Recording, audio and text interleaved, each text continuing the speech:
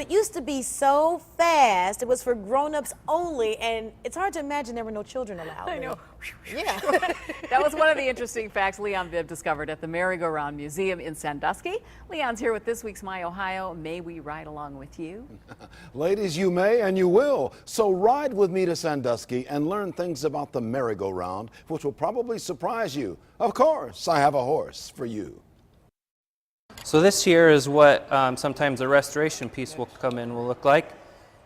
And then we'll go to this one here. This will be the next design that we'll have here. Curry Lewis does what very few do anymore. Carves merry-go-round horses in wood. Repairs them too. Gets them back on their hooves. Curry acts as if he's not heard that today's merry-go-round horses are cast of aluminum or fashioned of plastic or fiberglass. Well, he knows, but shuns the thought, as does the Merry-Go-Round Museum in Sandusky, Ohio, where old ways still ride. Still, it takes wood and work keeping horses prancing. A lot of them do go through restoration throughout the years, get new paints, get touch-up and everything like that. In what was the old Sandusky post office, the Merry-Go-Round Museum opened in 1990, paying tribute by salvaging some of the old horses, which were once bound for, well, pasture. Once America boasted 6,000 merry-go-rounds, or carousels. The number has dwindled to 150. Where did all that horsepower go? They're gone. They burned. They got caught in storms. They were just neglected.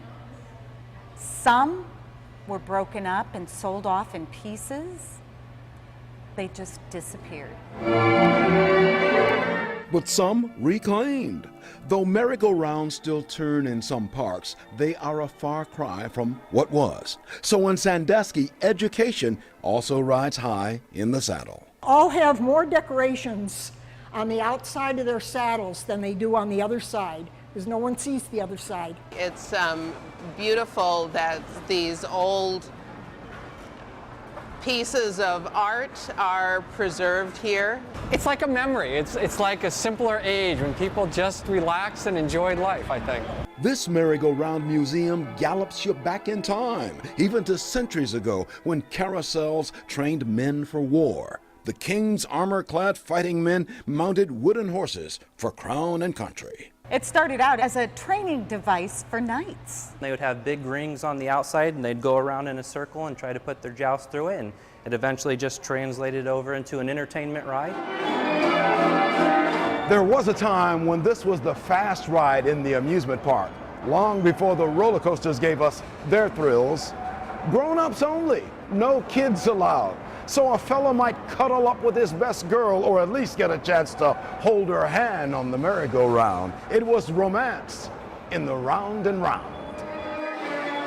I think it tells a lot about our country, how it used to be. It used to be slow and used to be fun and family-oriented. Don't know about you, but merry-go-rounds call up my memory of childhood. Basically, I love this. Reggie Pratt mirrors that thought.